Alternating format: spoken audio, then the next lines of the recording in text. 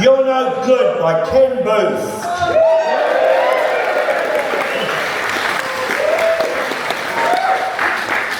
One of my all-time favourite singers, him. I love all kinds of music. I am the Johnny.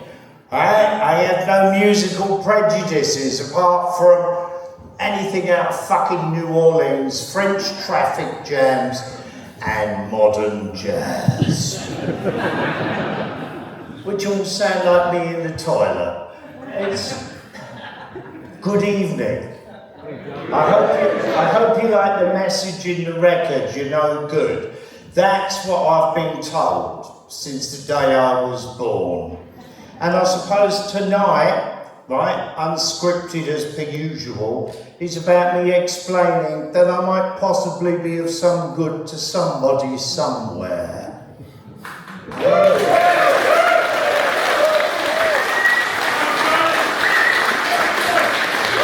Oh, well, there's no need to go on, because I agree with you. Good night. Where do I begin? Well, born hecklers. Fucking hell, and I haven't had the Heinz baked beans yet. But shut up, right? You might be interfering with something important here. I'm going to tell you the story of my life, my childhood, and I think it might help you understand how I've made the decisions in adulthood that I've done and written all those brilliantly beautiful, poignant, excellent songs. I was born January the 31st, 1956. That makes me 69, my favourite position. In the hardest, most severe winter that my poor young little body could have ever imagined. Apparently I fought so hard they had to pull me out with forceps. And this damaged my mum somewhat. So every birth therein afterwards was more and more painful for her. Right? But God bless they had me. And then I wrote a song years later about it. I'm jumping from one place to another, but that's the way I think. It was a song called Tie Me to the Length of That. And I'm going to use a lot of references about my song, so you understand me. But the lyrics went like this, about being born. When I was born, the doctor did not like me. He grabbed my ankles, he held me like a turkey. And dear mummy, I knew you did not love me. The bastard slapped my bum, shuttled me like a turkey, etc. There's a lovely verse actually, remember Daddy, when you let him hold me, safe in his arms. Then the bastard dropped me. My dad's so furious about that song. He's somewhere up there in heaven, probably, but he's still fucking angry. I didn't mean to drop you. You know, you were all fucking wriggly and sweaty. He was drunk, he did drop me. They both told me that story. I put it in a song. And they were both furious about it. But from my point of view, that was me looking at the humour, the comedy. Because that's real life, isn't it? What do you want? You know, butterflies and like fake, it was gorgeous and everyone was happy. That's not really what birth's like. It's fucking horrible, isn't it? Oh, come on, mothers. You know that ugly, fucking wormy thing that just pulled out of you. You know, it's not the greatest, but somehow it is. Born, taken home. Home was the slums. No two ways about it. We had 2 rooms. One was a very narrow thing called a kitchen. only because it had an enormous sink at one end. Nothing else, no facilities. There were no fridges back then for us lot. Nothing. No indoor toilet, right? And the other room was, well, it was full of mattresses because that's all Mum and Dad could afford. And that's not because they were Irish immigrants, that's because that's the way Britain treated its working class in them days. We were all in fucking squalor. And by God, we didn't know any different. We were extremely happy with each other. Nobody stole from anyone. Everybody got on with everyone. We were extremely diverse and multicultural. Until the fucking Labour Party comes along with DEI. Do you understand what I'm saying? Arsenal land, that's what I grew up in. All shapes, sizes, races, creeds, colours. And we only judged each other, not by the colour of the skin, but that's a wrong un, that cunt will grass, or that one's safe. That's working class values. That's what I grew up with, right? So I'm solid on that, and I don't like any modern interpretation because I think it leads to fucking tomfoolery. None of us stole from each other because the first thing you get is a slap upside the back of your fucking head if you were caught doing wrong. And there were no way you could go back to Mum and Dad and go, oh, boo hiss, they hit me. Because the first thing your parents would say was, what the fuck did you do wrong, you little cunt? It made for good community, alright?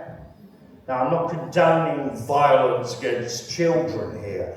I'm talking about that open-mindedness that somehow has turned into, by modern interpretation, closed-mindedness and bullshit from middle-class fucks that don't know bollocks about what a community is.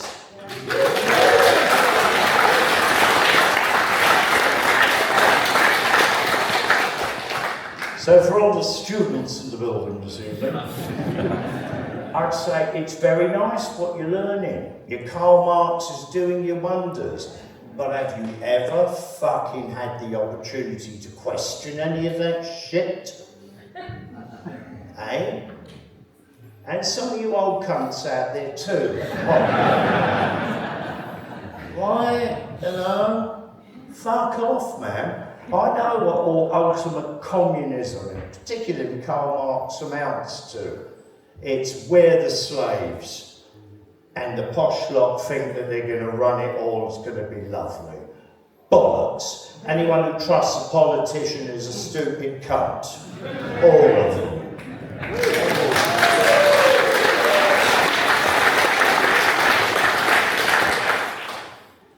Now we're in the south, apparently.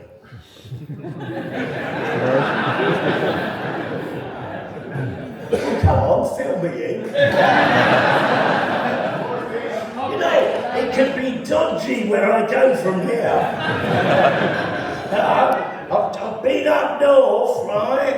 You know, it's one thing in Britain at the moment, waving a Union Jack. It's specifically against illegal immigrants, right? That are raping and fucking with children and rape gangs and the rest of it. That's common sense. That's parents fighting for their children, not right wing. But then I'm up north.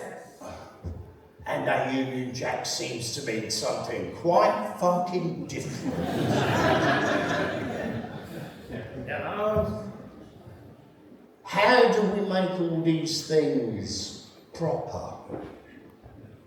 Tell me. We don't listen to each other anymore, right? It's a story of my life. Like, I'm negative, I'm a horrible person, I'm a loudmouth yob. I'm not. I'm telling you what my life's experiences are. You couldn't possibly write a song like, Hawaii, unless you've gone through the pure agony of losing a loved one. You cannot write a song like Anarchy in the UK unless you've grown up in a fucking shithole and treated like a piece of trash, and still come out shining with love for my fellow people.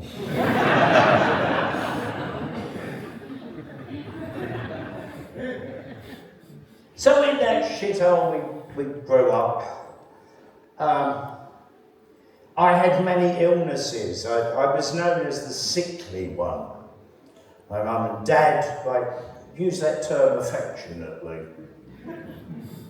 Firstborn, mum ill from that, but she recovered to have 3 more that survived. My brother Bobby's here tonight. Where are you, Bob? Don't be shy. He's up there. Hello, Bob! Fucking hell!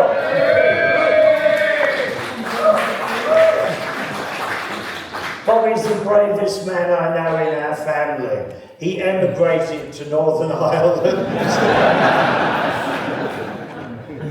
So it's 6 of one, half a dozen of the other with us.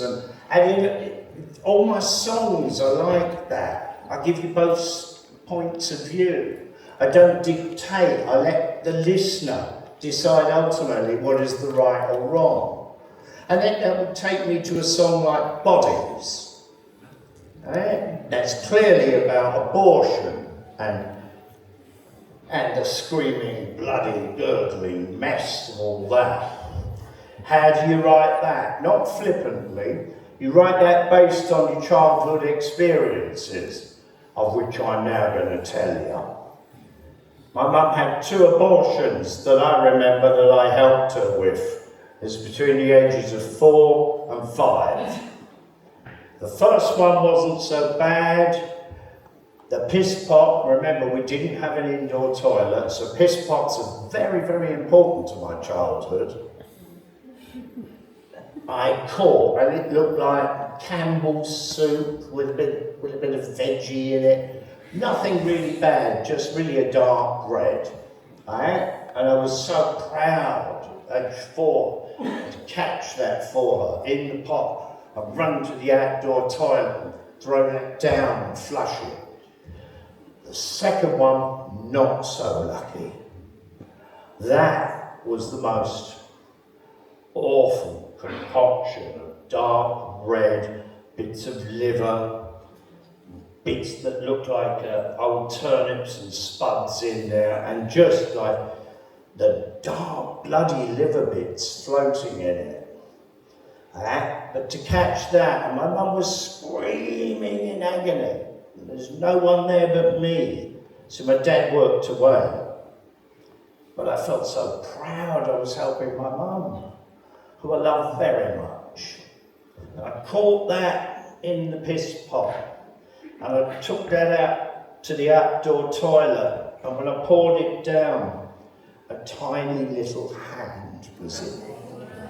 And I've told this story a lot, and it still cracks me up. I'm sorry, I'm a human being.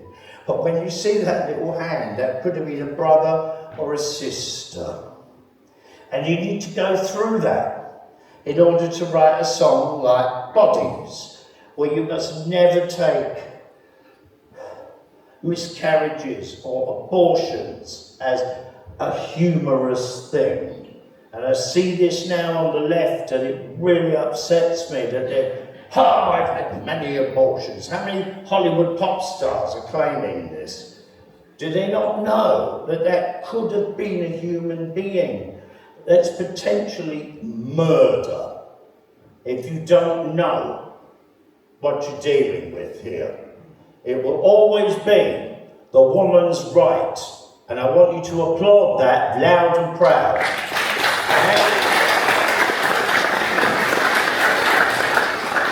But please know what it is you're doing this for. And there are many, many valid reasons for an abortion. But if you do it because it's a fashion statement and a left-wing government are paying for you to have that done, well then you're one fucked up evil cunt.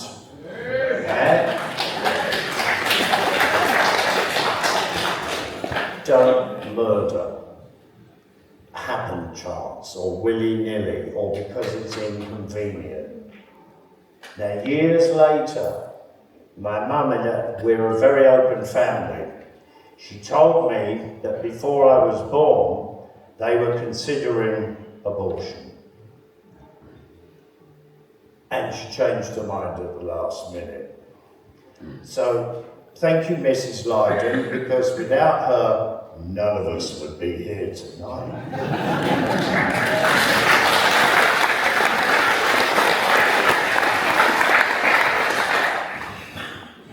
Always two sides to everything, but consider both and then make your move. And as I said, always support the woman.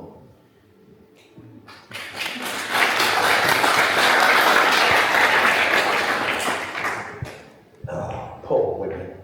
Imagine I ripped Bobby's vagina, Bobby. And then Jimmy and you came along and joined in as well.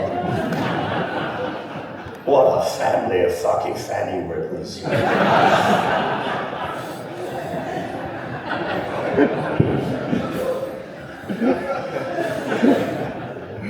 You've got to approach everything with a touch of humour, or else you never survive, because life's pretty fucking grim.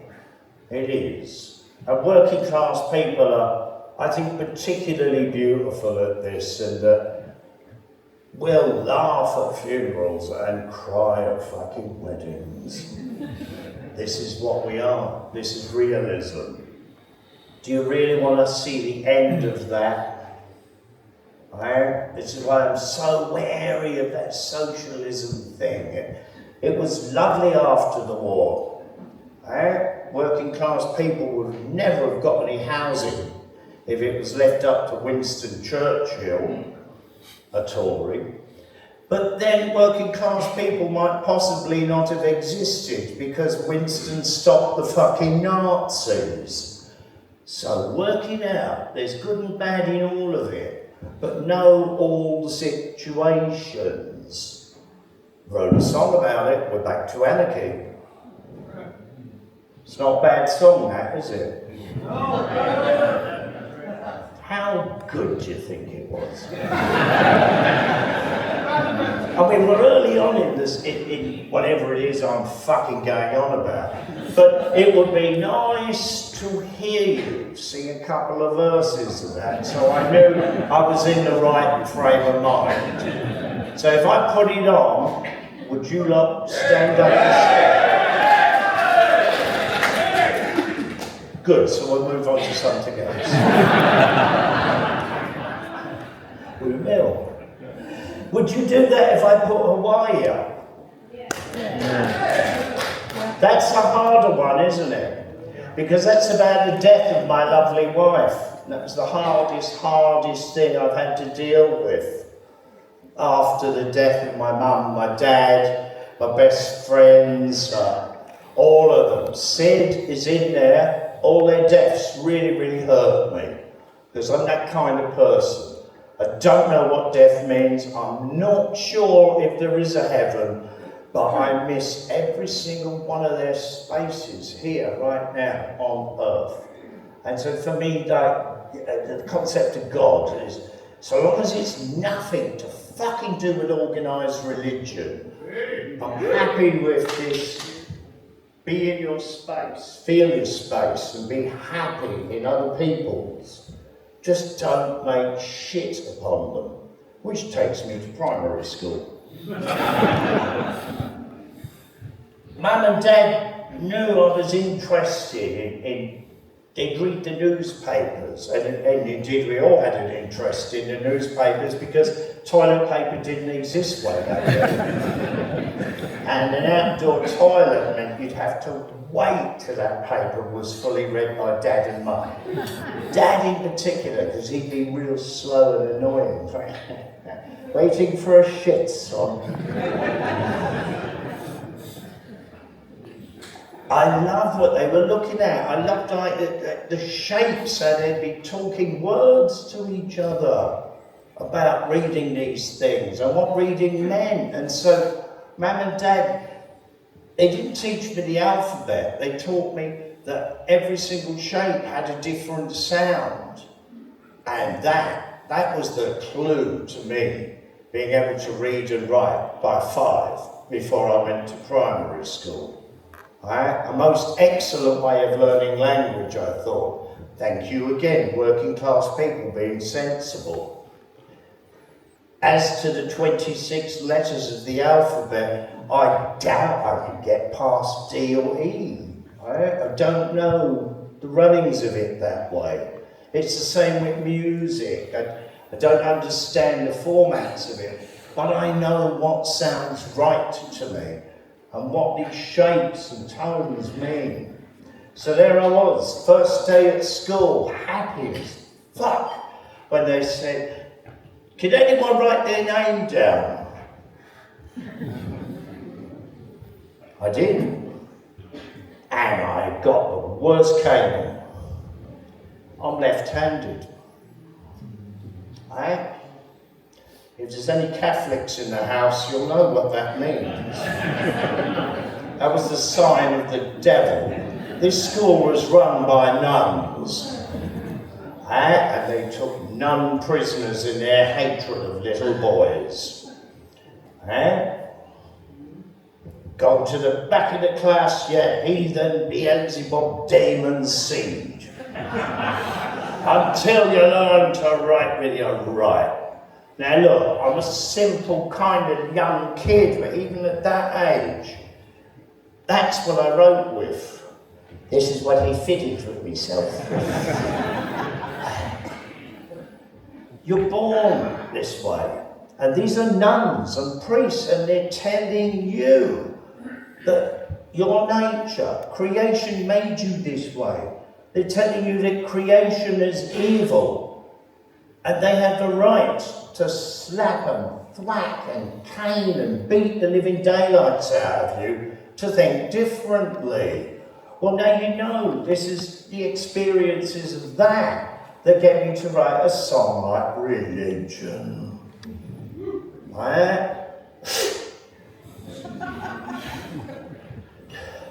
Again, a masterpiece, misunderstood. It has to be dealt with. There's a great evil in institutionalised religion. I don't care what it is. All of it. If it's institutionalised and it's coming out of a very large stone building with stained glass, there's some fucking evil going on in it.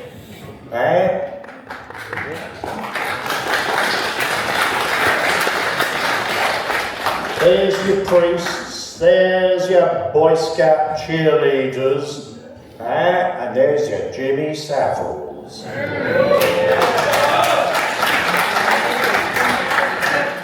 Just as an aside, now I'm flirting around with all these concepts, I'll tell you, I took no great pride in exposing Jimmy Savile. I didn't mean to do it.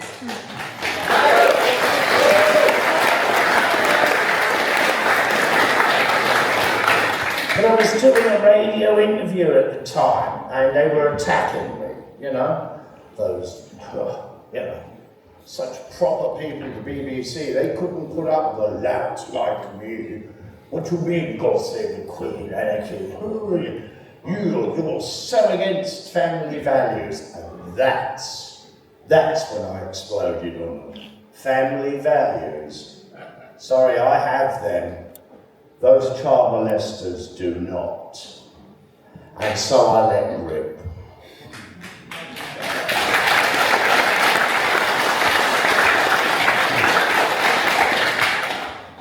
Fucking hell, Jimmy Savile. They defend that and accuse me, and I got banned from the BBC for decades.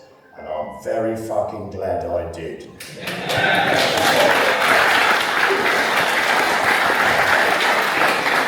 It meant them not playing my music in any way, shape or form through pistols into pill, meant that I was understood as someone who really cared about what he did, rather than the shit playlist that they propagate upon you.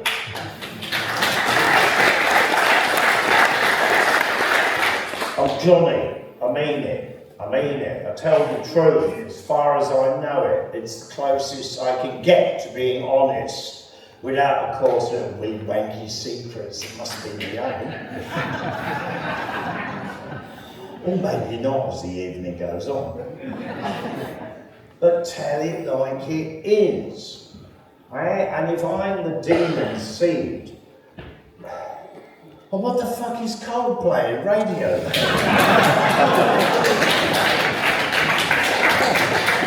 About nothing at all. Nothing in it. Now, I've been asked not to mention, so I won't.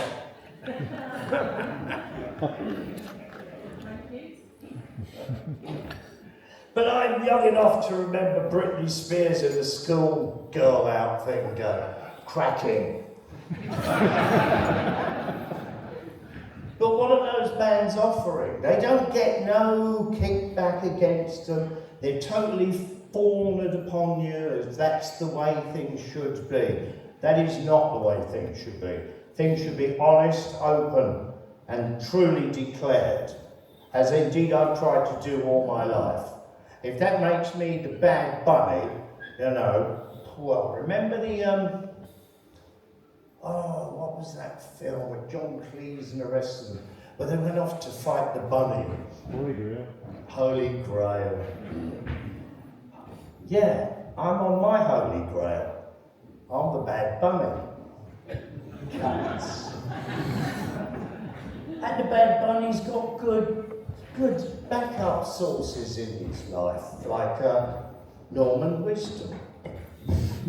Let's have a picture of a Norman. I love Norman.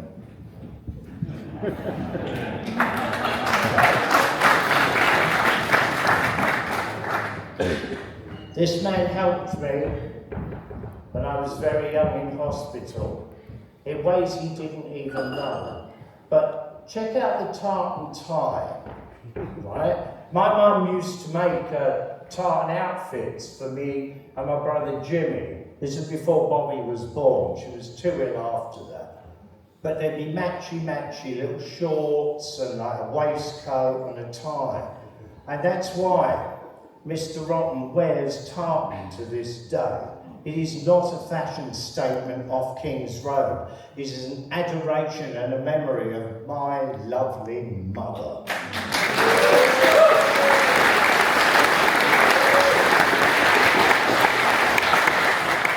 That's right, Joe. How did Norman Wisdom help me? Well, at 7 I got meningitis. The most terrible illness I knew of at that time, if I knew anything at all. What meningitis did was it slipped me into a coma. 3 months later in hospital, I woke up from that coma. I did not know who I was, where I was, or how I even existed. I had no relationship with the human race at all.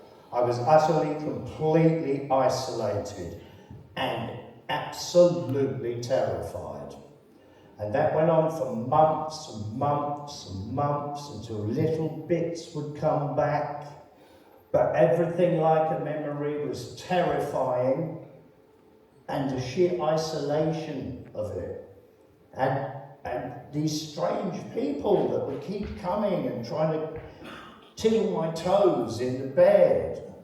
And they horrified me. They were the most frightening thing. That was my mum and dad. And I didn't recognise them. And I spent a year like that in hospital until little bits came back, but I still not fully got it.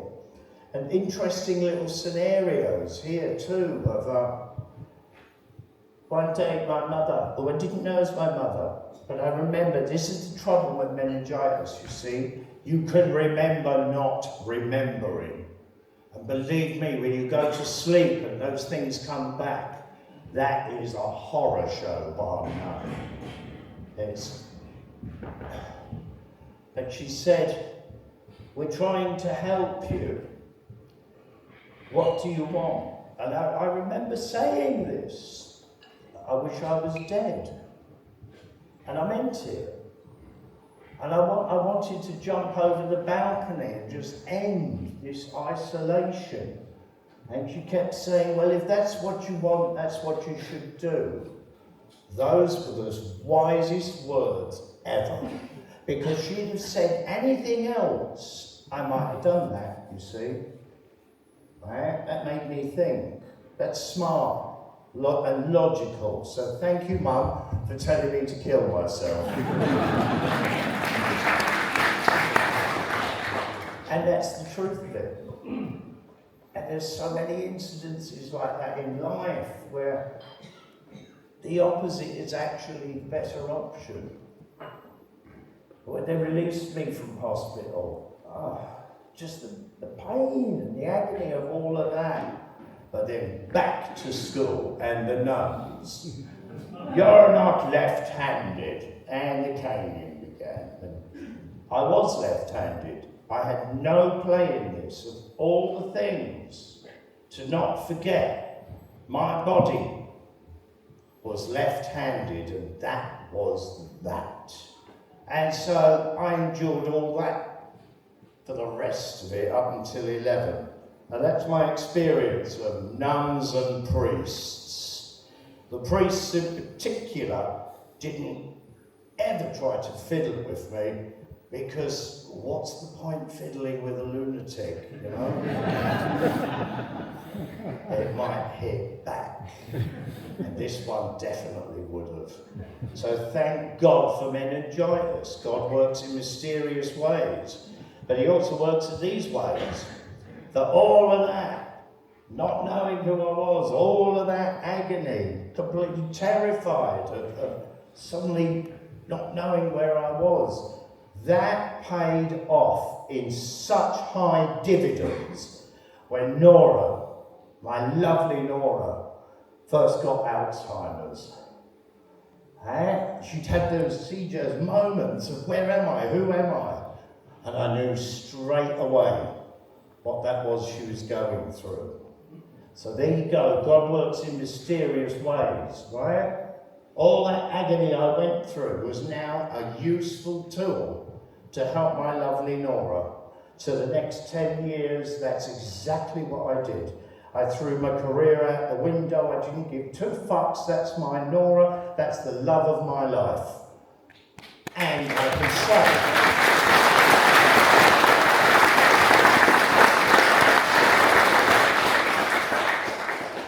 thinking that's what I was doing, I still managed to write a killer album and a fucking song as good as the one.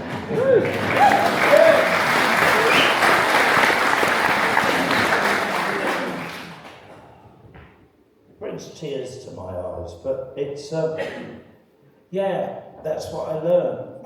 That isolation, that fear. I learned how to not over-cosset her and grab and clutch, but just look at her in the eye, and she would calm down and go, oh, Johnny's, it's you. And my lovely Babby practically died laughing. Is that so wrong? It isn't. I didn't abandon her. And I know that some of you might think, oh, you're advocating that we should all be 24/7 dedicated carers. Certainly, definitely not. Right? It has to, that person has to have the personality that you can deal with, right? Some parents are pretty fucking insane, and some wives are definitely insane. Right? You have to bear all that in mind. Every single thing is about your situation. And if you can't handle it, please don't, because you'll just make it fucking worse. Get expert help in, but then realise that the expert help isn't quite so expert after all. Well, except at removing bits of jewellery and money, which I found they were very good at. Yeah? Or just wheeling her in front of a TV and just fucking off and leaving her all day. You know, covered with shit in her pants and all of that business. That can happen. It's very rare in healthcare workers that they're exceptional enough to not be that way. just understand that, and then make what you think is the right decision for not only them, but yourself too. You know, life, death, there it is. I was lucky, see? Again, experiences from a childhood where my mother was ill so often, and like, you know, I'd put the breakfast on the table for my younger brothers, and I loved every second of it. Eh? And I grew up thinking that caring was more important than getting accolades and bragging about things. Eh? And not one of them's fucking grateful to me.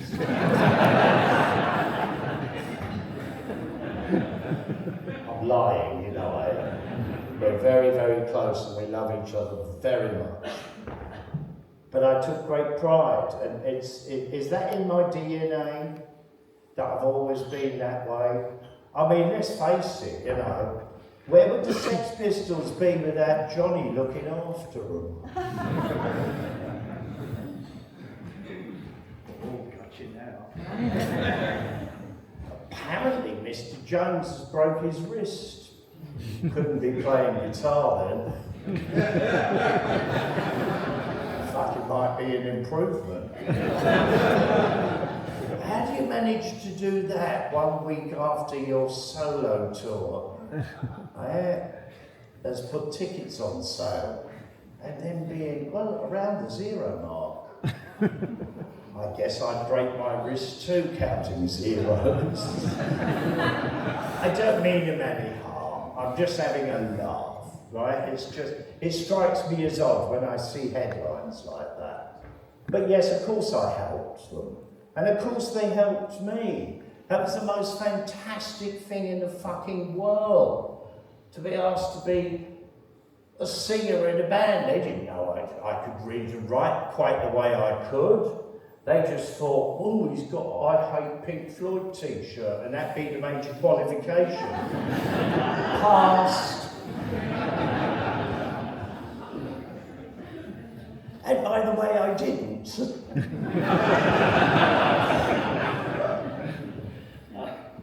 So stupid. It was a great time. But the animosities in the band were impossible to deal with, and just the hatreds and the petty spites and thinking I was running away with the show. Well, I was. Don't look back on it in anger. I did give them an image, I did write fucking great songs, they did not. And I think they should say, sorry John, for that sorry sad sack karaoke shite they're getting on with at the moment.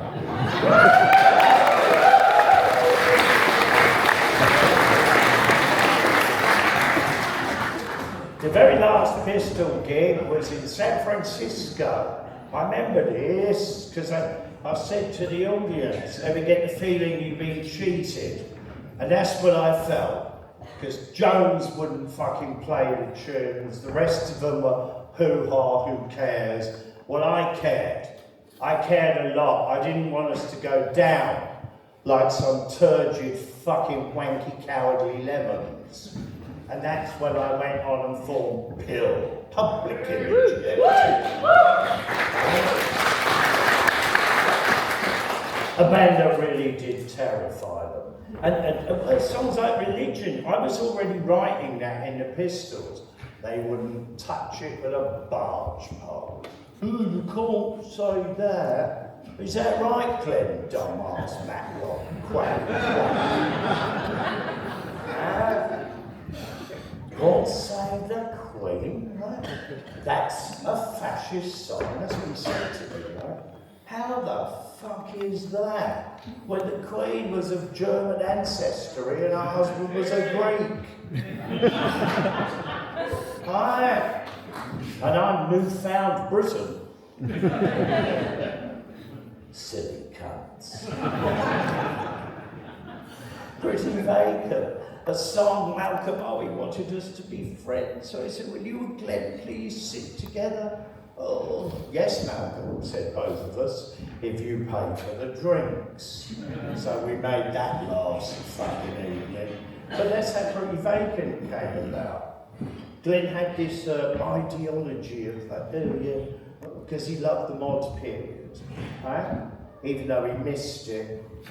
Actually, he missed it less than Oasis.